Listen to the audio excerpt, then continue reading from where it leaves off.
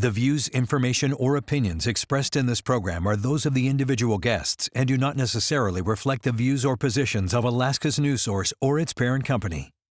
Statements made by guests are captured in real time and have not been independently verified by Alaska's News Source. Raw, revealing conversations with newsmakers and rebels. Everyday people with extraordinary lives and experts from mental health to chasing your best life. We're all in search of answers, so we ask.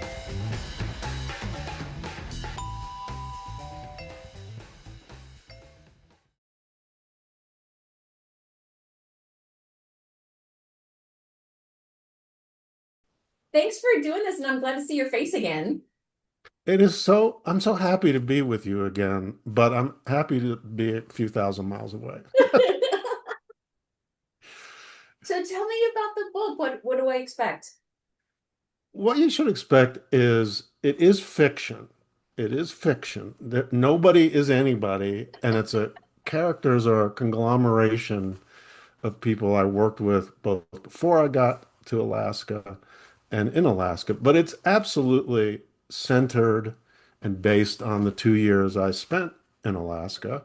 Therefore, the title, 2 Years on Another Planet. And that's the way I felt about it for a long time. That it was so different for me, Alaska, and all the things that are Alaskan, that I felt like I was on another planet, not that Alaskans feel like they're on another planet. So Right. the title reflects my disconnect, I think, in some ways, with how unique living there is and how unique the culture is. Mhm.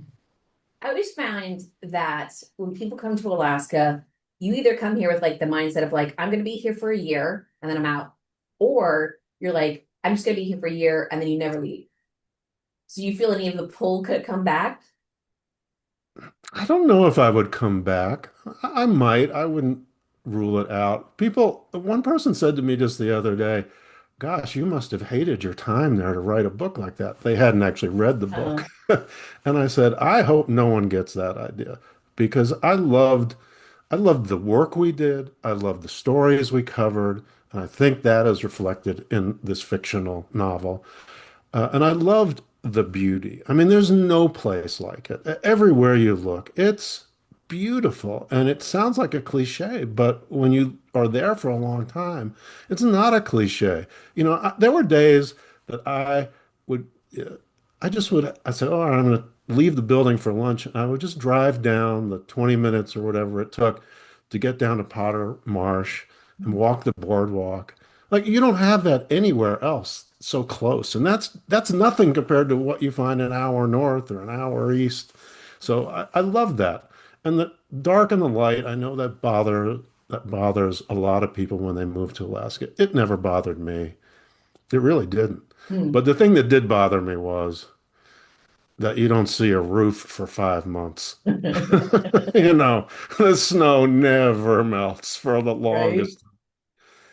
Yeah, we're in the middle of that now where I always feel like February is a hard month and you think, well, if I can get through February, then it's spring.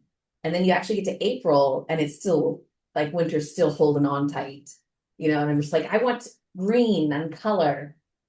Like one of the little jokey things I tell in the book, and it's a mixture. I call it a dramedy because it has very serious things in it. I write about covering homelessness, which I think always surprises people who are not from Alaska, that there are homeless people spending winters outside. Um, wrote about, political issues. Um, but I also try to keep it light. And I hope I did. I forgot the joke I was going to tell you now, but I'll come back to it, I'm sure. What surprised you? I mean, because you moved here by yourself, which is a thing because when we have new people, we always think like you have to have a support system. And like the dark didn't bother you, but it often bothers young reporters when they come here. What was that like to move here as an adult? I knew it was going to be a challenge because I had no family or friends there. and my colleagues were all friendly. It's not that I didn't get along with people. Maybe you could correct me if I'm wrong. I think I got along with You got almost along with everybody. everybody. Um, but I was lonely, and the longer I was there, the lonelier I got. And I'm going to tell you something that I never told anybody when I was there, but there is an exaggerated version of this in the book. I signed up for the first and only time to a one of these digital web dating sites, Oh, um, and never got a match that was anything that I was interested in, or I'm sure other people didn't match with me and didn't find me interesting. But I will give you what may be the best joke in the book, and it's not a joke. And if oh no. this person is listening, I apologize. I don't use their real name, but I do use the name that they initially presented themselves, their nom de guerre, for lack of a better term. I was matched in this system with a woman who went by the title of Arctic Tundra. Huh. And I just thought, am I ever going to match with Arctic Tundra? I just don't know that That's that's not my girl. that's not my girl. And, and that was kind of the way the whole thing went, is I just never found my girl. And when people come up, people are happy to come to Alaska. They love to visit you, but it's a very narrow window when they want to come. It's, like May, June, July, maybe August, and then the other part of the year, no one's coming to visit from your past. And so those were kind of lonely times. And you try to find things to do, but as you know, in the winter, there's not a whole lot of things you can do. So I joined a photography group. Um, People were friendly, but I do feel, you can answer this question, maybe. I feel like Alaskans like their own space. Part of the self-editing of living there is you're not going to the college football game with 60,000 other people. You're not doing those kinds of big events. You like the small personal events. Do you think that's accurate? Funny, I think Or am I just a loser? no, no, we definitely don't have like the big football thing. I think I do like the small connections. Like I love a restaurant and to be surrounded with those people, I love a good party, but it is like I have to be in the mood for my parents live outside of DC. And it's definitely like it's a different vibe, you're a different charged up kind of person. I think the older I get too, the little bit more I really like my space. And I like my time with me. And I'm great with going to dinner by myself and sometimes kind of really crave it. Yeah, no, I can understand that. And it wasn't, in the book, it's exaggerated more because in fiction, that's the beauty of it. You can say what you want to say. Mhm. So I didn't feel like it was like a burden every day that I was just depressed, but it Yeah. was a thing in my life. And in the book, it's a bigger thing to make a point. I mean, the thing about fiction, when I first sat down to write this book, I journaled very, very extensively. Every day I would get home and I would write something in my journal, and I thought maybe there's a memoir in this. And then I actually hired a developmental editor, which is someone who helps you work through maybe a first draft. And she thought it would make a good memoir. And then I thought, I don't want it to be a memoir. I don't want to anger the old mayor. I don't want to anger anybody in the newsroom who I might have an awkward story about. So if I make it fiction and I bring in all kinds of characters and merge them into a character who may have existed in the newsroom, like there's an assignment editor, there's other reporters who exist, but parts of them are in the story, but parts of other people are. It was a lot more fun and it was more freeing because I'm just not a memoir type person. I don't think I had it in me to be that honest about things that happened.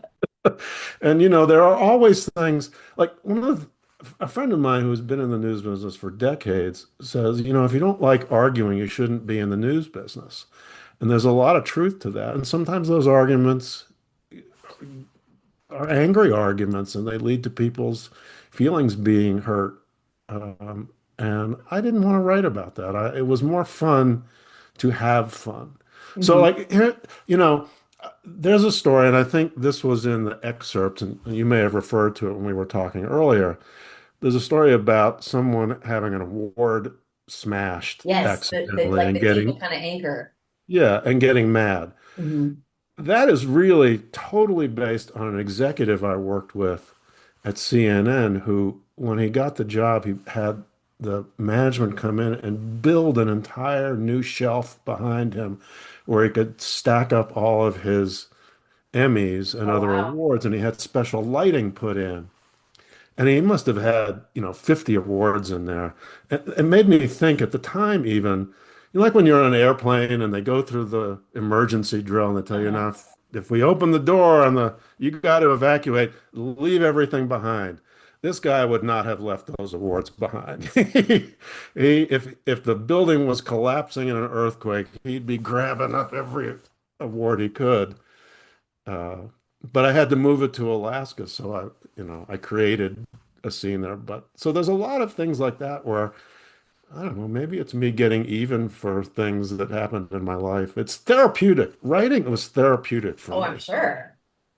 What did you think? Like, I always think that, like for politics, because you like love politics, and we covered a lot of it with the political pipeline here.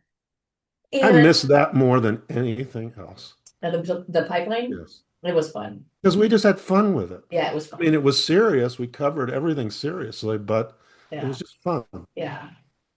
And one thing I noticed is like whenever and you were getting to election times, and it's always like Alaska. This time is Alaska's in play. Alaska's in play. Alaska seems to always be in play. How would you describe that? And as someone who's lived here for really my actually my entire adult life, I'm always like that. No, that person's not winning. Nope, that's not happening. But why is it like everybody outside always feels like this is the year? Well, the And prime it reason, was that's your experience. Like you thought like, well, this is the year this one's gonna flip. right? I mean, there are some reasons to think that the Senate race up there this time is at least in play. I would say that, and it has as much to do with uh, the current issues in Washington, but also you have someone who has won statewide, has proven she can do that against someone else who has won statewide. She's raising a lot of money, Mary Peltola.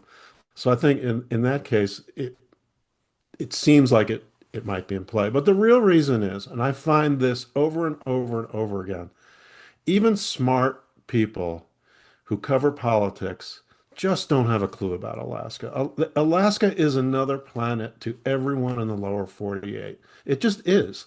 And when I talk to people about this book, or I talk to them about my time there, for instance, one of the first things I will tell people is I will explain how healthcare works in off-the-road communities and Mm. how, like, the struggle to get healthcare and the difficulty if there's a serious issue of getting somebody actual health care. And I touch on this in the book. That is incomprehensible to anyone who's never lived there. They look at you with their jaws open. I'm sure you've had this Oh experience. yeah. And they go, what do you mean? Like it might take 2 weeks because of bad weather to get someone with a broken back out of their Like come clinic? get How me does, now. You know? yeah, it's just, or the other thing, and this is related to it, and I'm going to step away from politics for a second. Because this was another story that I stole from you when you told me once about having helped someone put a propeller back on a single engine plane. And I was shocked by that. And I was joking that if that was a true story, I was calling the FAA right away. And you, both then and now, went, it's Alaska. And so I tell that story all the time. There's a version of it in the book, and people don't believe it. But Oh, it's that's true, so funny. right? It's Oh true. yeah, it's absolutely true. I got a picture of. I got And a it's picture and of it's like, Alaska. It's just you yeah. make do. And so those kinds of things about Alaska, people kind of think it's, oh, you're just saying it. But it's true. It's true. It is weird. We are like just ripe for stories, whether And they it's, happen to you or you collect them. yeah, ripe for stories, but you don't have to make them up. Mm-mm. They're real. Hmm. You know, people exaggerate routinely, and I have done that in this book, but the stories are real in Alaska. Hmm. And so that is one of the most interesting things to me about the place. And I wonder, I know Alaskans are proud of that. Hmm. And that's kind of a cool thing. Another thing that I tell people is I really think Alaska is the most truly libertarian place I've ever been. And Hmm. by that I mean that people tend to not care too much about what other people do, like on a real level. And even politically, although there's certainly that's changing a little bit, but I think generally the politics have been just, if I don't have to pay a lot of taxes, I'm okay with whatever you do. And I think that's kind of unique, that real core belief that we can kind of do stuff ourselves. It's not just a slogan, that people really do it on a daily Hmm. basis. Because if you don't, you can't stay there. And I think there's some like, yeah, some like the pride and like, I can do this myself. Don't tell me what to do. I think that's like one of the bigger ways that Alaska's influenced me is I'll be somewhere on the East Coast and someone will say like, well, the sign says don't do this. I'm like, well, who says that? Why can't I do that? Under whose authority? And just incensed by it. Well, why not? Why not? You know? The other thing, a political thing, and I know it's a never-ending debate. People are fascinated by the whole PFD Mm, experience. And again, in the book, I sort of exaggerated a bit, but not really.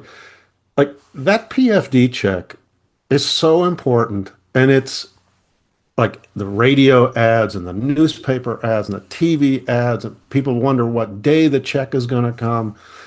It's a really important thing, and nobody else says anything like that. yeah. Nobody. People in the lower 48 have heard about it, but they have no idea how crazy it is. I remember, did you ever watch the Simpsons movie? Yes, And but a that was long like, time ago. oh, that was when they moved to Alaska and they got to the border. And they were like, welcome to Alaska. And he says, give me my check. Well, I'm glad they know about it on The Simpsons. People kind of know about it, but they don't really understand the political import of it and the social import of it. I mean, Mhm. businesses it's like almost as big as Christmas for businesses. Yeah. I was in when speaking of PFD, it's like interesting. It's just a political nightmare and a political hotbed of everything you do with the PFD is controversial. Like, did you spend your children's PFD? Is it for the family? Is it for the children? Is it under their name? What about foster children? It says so many things about somebody without saying it. And Well, now, I want to get back to your original question about why Alaska is always in play to national media. uh-huh. Only half joking about this. I think it's because every political reporter wants an excuse to take a trip to Alaska on the company. And so they tell their editors, this is the year that a Democrat might win the governorship. Okay, go ahead up True. there. It's just an excuse for a trip. Uh, I I sort just of heard believe that. that. It's like we And always I've been in forward. that position where when I was at CNN, I would be making lists of stories that I wanted to cover. And you go, I've never been to Montana. Let me find something there. Okay, so here's the thing too. Because you now are like, I'm a journalist and I was in Alaska. Do people, is still the first question, do you know Sarah Palin? Or have people moved on? I'm sorry, say that again. Are people's first question still, do you know Sarah Palin or have people moved on? I get asked about Sarah Palin all the time, Do you? all the time. They wonder what happened to her, why she didn't win. Is she really what they think she is? And because I mean, I did have one run-in with her. This is not in any way in the book, but trying to get her to do an interview on camera or for our podcast when she was running for that House seat was Mm, impossible. And yet she was going on other national media complaining about how the Alaska media was ignoring her. And mhm. it was such a strange experience. And I don't know if did she spend any time in Alaska anymore?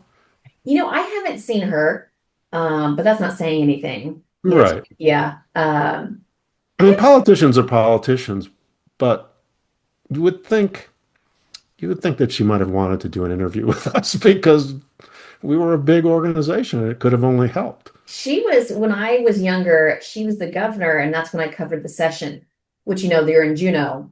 And so you're on an actual island, um, just surrounded by lawmakers at the time.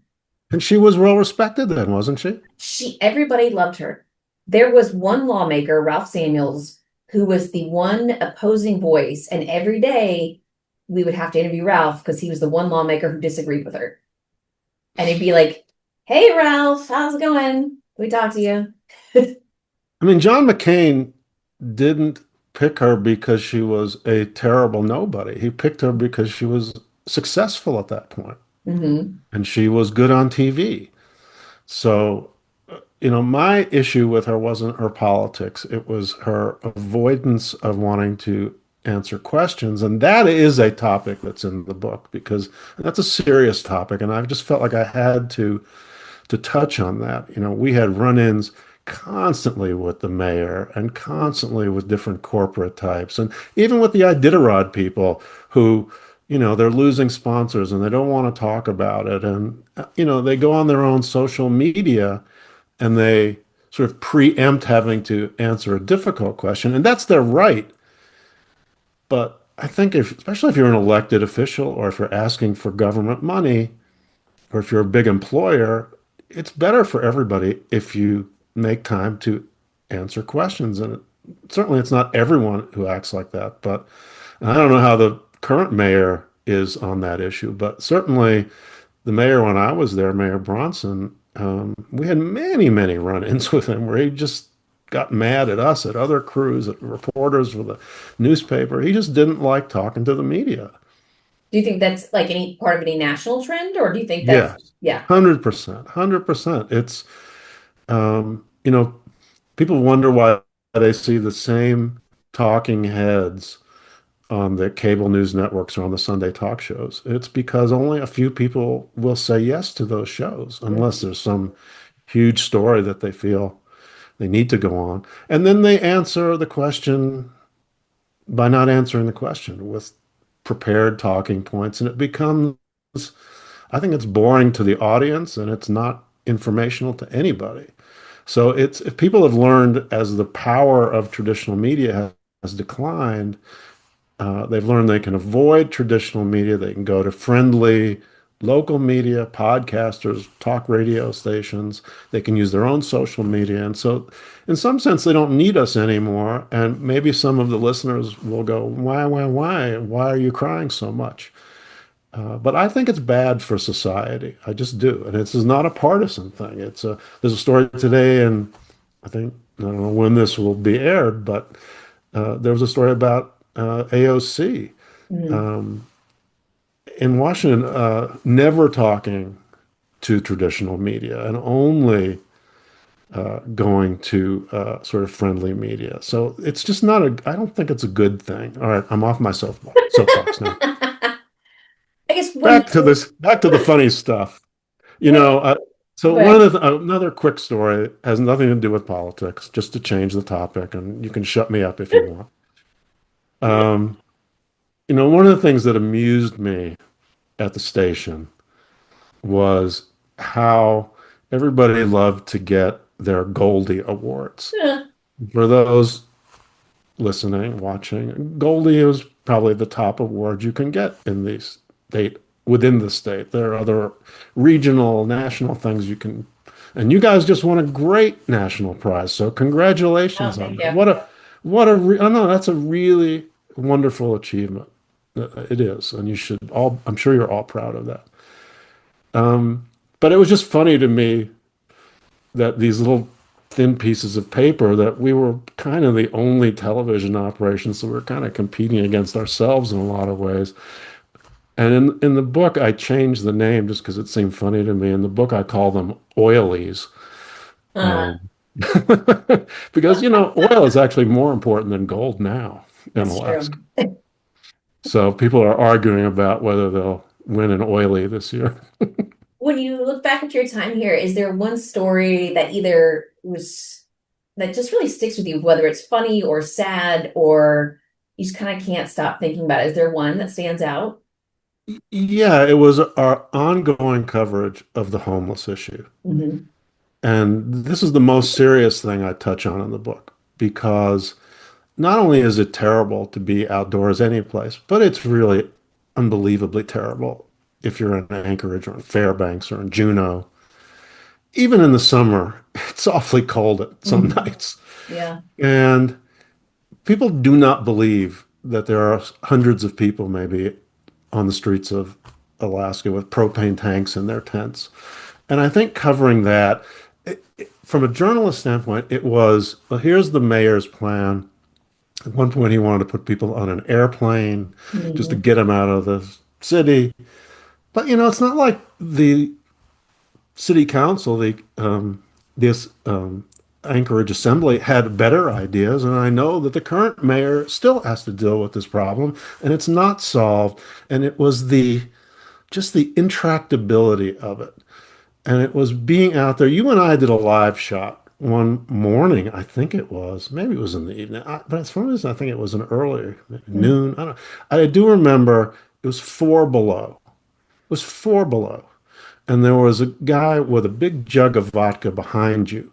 And I don't Mm, even know I if you think I kind remember of I this. kind of remember that. Yeah. And I'm like trying. I'm worried he's like in the middle of the live shot, going to come up to you and interrupt the live shot or worse. And I kind of walked away and made him come towards me and we talked a bit and it didn't affect what you were doing at that time. And then he walked away drinking his big jug of vodka. And I just thought, if you're drinking a jug of vodka at 4 below, this really reduces your life expectancy. That is a terrible way to live. And it affected me personally.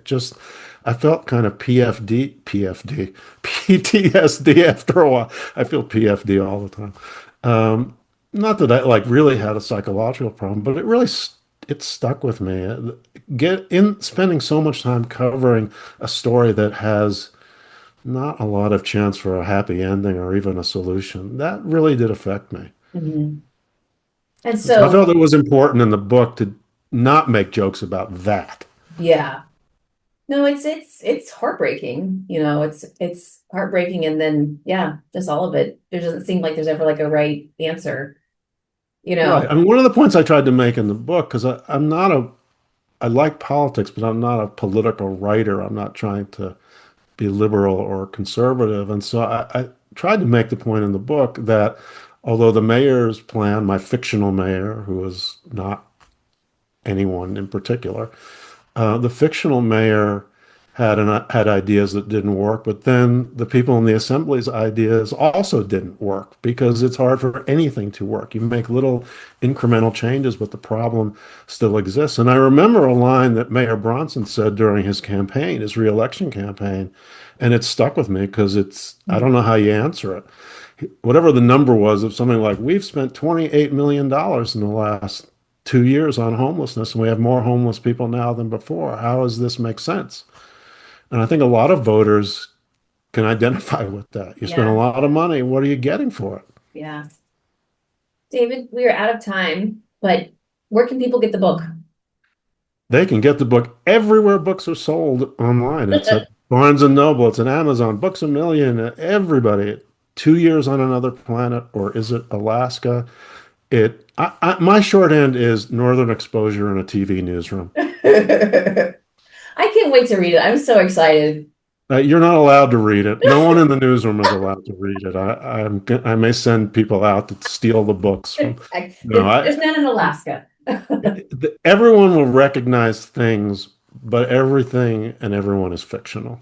Great. It's good to see your face. It's great to do this. I'm so happy. Thank you very much. Thanks. Bye.